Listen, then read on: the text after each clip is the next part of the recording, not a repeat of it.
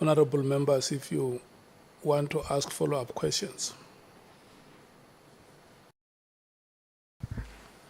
Honorable Nomvalo, Honorable Shongwe, the list, okay, Honorable Skosana, the list is closed. No, thank you, Chair. Chair, I just want to raise my discontent on the observation that I've made. I think we're having a stagnant interview with the NDPP because earlier, when I was speaking to her, I had put to her the powers that she has to supervise IDEC and the DPPs. Ultimately, we agreed and she undertook to improve in future. That is where we left it.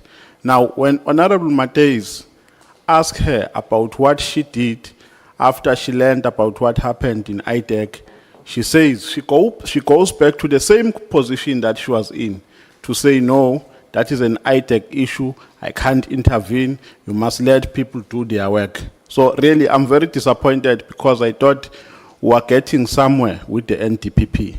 Now, the question is, NDPP, is IDEC an entity falling under the NPA? Yes, Do you have a responsibility to supervise it? I do, within the context of the law. How often do they submit reports to you? I get monthly reports from the IDAC. You get monthly report.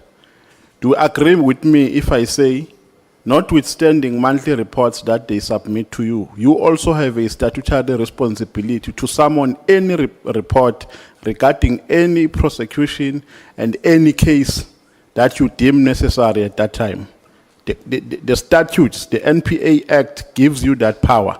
You're correct. Thank you very much, Chair. Honorable Shongwe. Thank you, Chair. Chair, I want to ask about this regarding the matter of this funding. You see, Chair, it is known that throughout the world, intelligence agencies usually channel funds through this organization. They never fund an individual or government directly. They fund through these agencies. The crux of the matter is that this foundation channels funds on behalf of chairmen which are hostile on our system. So I beg to understand, accepting such fund, where is it helping us? And if I may ask, is this German fund that you guys are talking about, did they fund the CR17 campaign? And just one last question, why is Maumela not arrested, even Namanj? Thank you, Chair.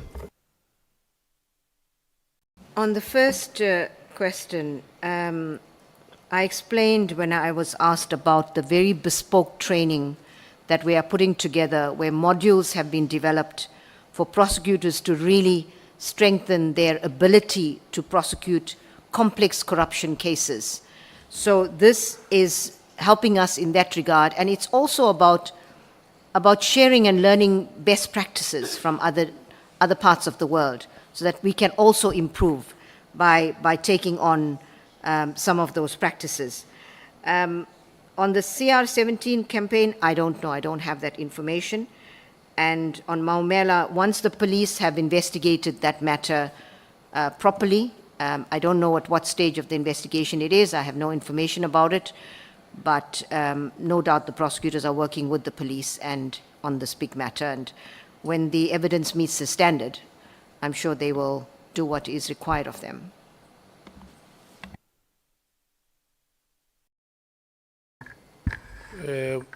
Honorable Skosana. Thank you, Chair.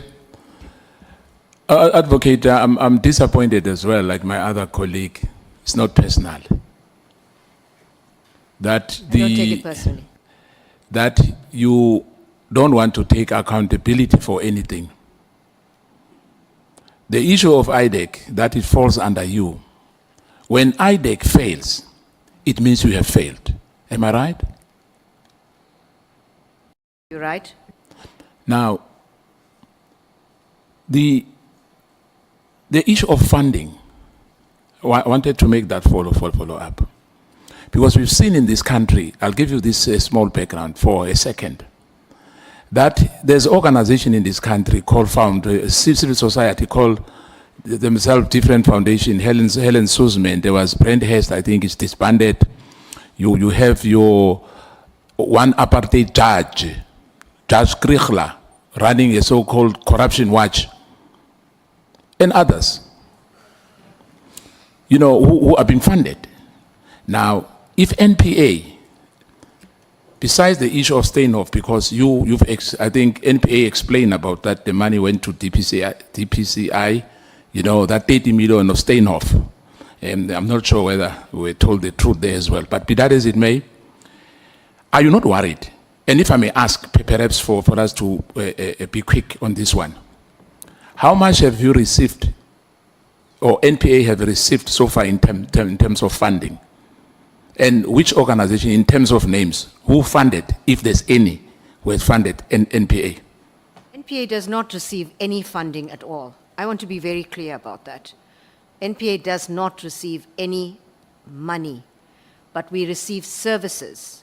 And these are disclosed in our annual report. We're very transparent about this.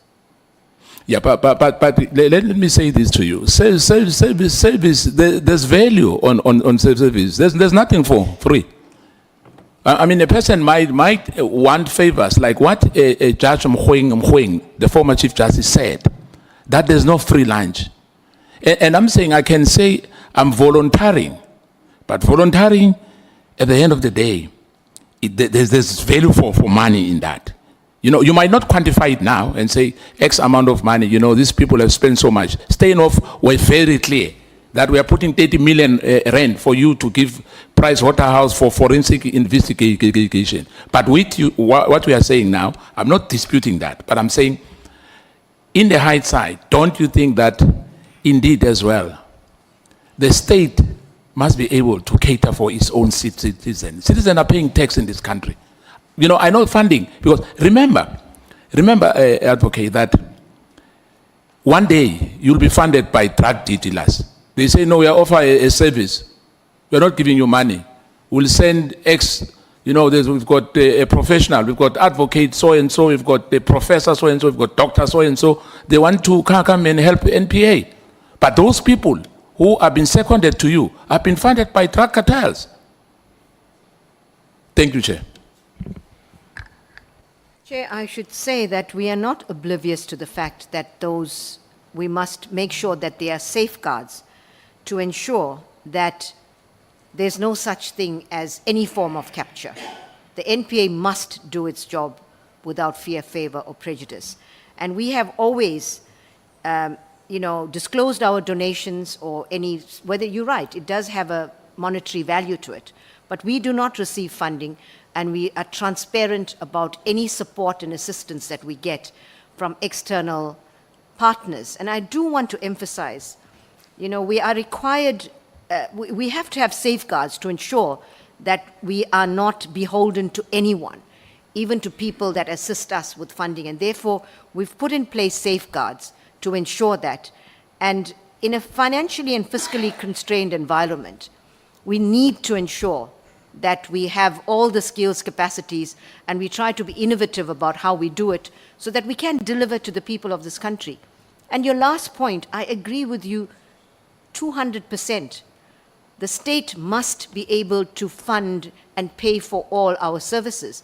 And if we don't have the levels of corruption in this country where people are stealing blind from the people of this country, we shouldn't have to go to anybody for any support. Honorable Malema.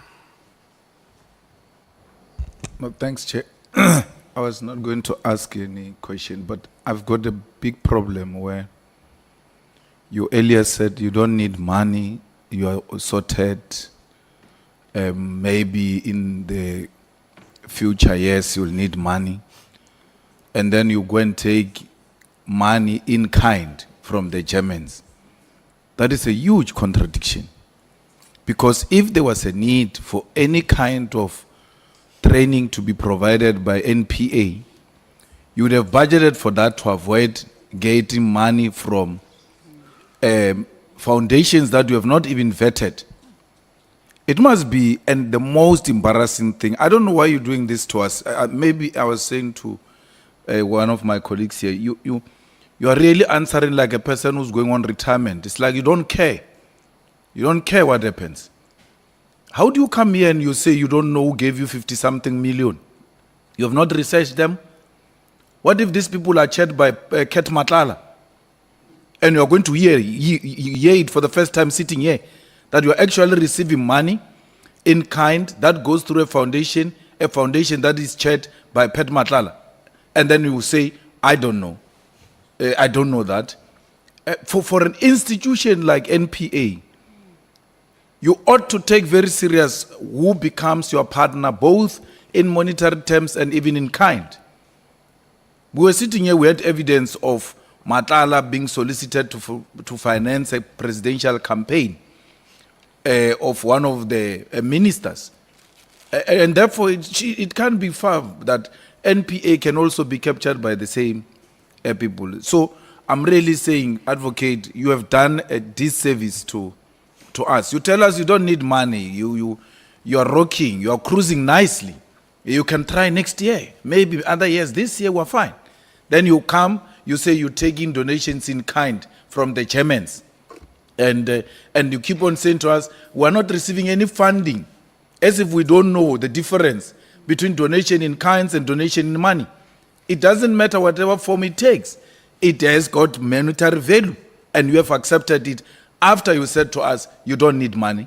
To an extent that Advocate Bredenbach said, oh, we shouldn't fight for you in the Justice Department for more money. Because it should be something that we pride ourselves with, that we don't take money from foreign countries for the sake of our own sovereignty as a state, especially an institution like NPA. The last point I want to make again, Advocate, you say, we ask you about Maumela. It's such a huge case. Actually, we must be embarrassed that cars are taken, houses are paraded and all of that. There's no criminal case. And then we ask you, when are you coming for Maumela? You say, when police are ready. That is a pure, completely pure than white corruption case of a hospital called Tembisa. Why should we be told about police when IDEC deals with those matters? It is IDEC that should have actually even developed an interest on its own that this is too huge to be left. These are the kind of cases we want. As a head of NPA that IDEC falls under, surely you should have developed an interest and said to IDEC, 680 million gone to skinny jeans, a hospital ordering skinny jeans, and a head of NPA, it doesn't matter, head of IDEC. You are the corruption buster yourself because all of them fall under you. You should be able to say, come here. What happened with this case of people buying patients skinny jeans? Because when we go to hospitals, we normally get those gowns which are open at the back. What does a patient do with a skinny jean? That should have been an issue of interest for a corruption buster. We asking you, what are we doing up? We say, no, when police are ready, when it's ripe, then it will come to us and all of that. That's not a matter to be left to police. That's a typical example of cases that IDEC should be dealing with, not human resource. We have a case here, a big case of human resource, that a CV does not have an address or something like that. It's a criminal case. But here is a case of 680 million, close to 1 billion, only that which we can account for now, and worse, through this body, not Asset Forfeiture Unit, the one of Kaiser Khanyawa and them. SIU. We hear from SIU that we are now sitting at almost 680 million. That's what SIU can uncover. Imagine if IDEC is there, crime intelligence is there, we're going to get more than 1 billion of one individual involved in corruption. The head of NPA says, well, we don't know, we'll wait for the police. That's so disappointing to tell the truth. Thanks. If I can deal with that, there are two parts. Firstly, on the German funding, just to say that this project was a long time coming. It's not like we initiated it now. It's probably taken about 3 to 4 years to come to fruition. So it started at a time when we really needed the funding. So, you know, it took about 3 or 4 years before that came to fruition. It's not a new thing. So on the issue of IDAC, I agree with you that these are the kinds of cases that IDAC should be doing. IDAC has got limited resources at the moment. They are barely able to deal with the cases that they want. And I think this is the role of this committee, would be to strengthen IDAC, to give them the resources and all of the capacities, capabilities that they need. Because I agree with you completely.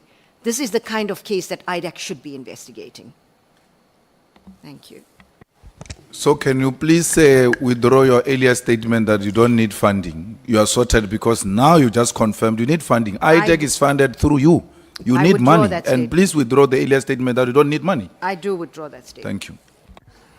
Thank you so much, honorable members. We have come to the end of this session. We are going to do like, welcome, Chief Whip, the Night Rider. We are going to break. And I want to bring it to your attention that I have made the following observation. When we come back to the sessions after this break, you come back highly energized.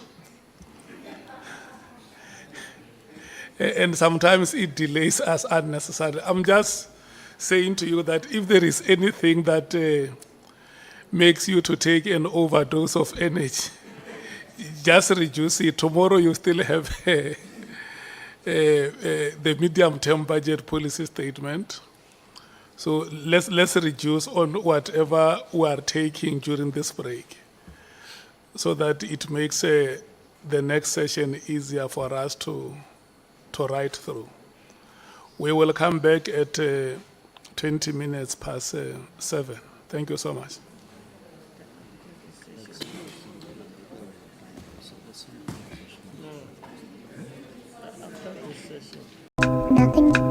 Sure, I would do honestly.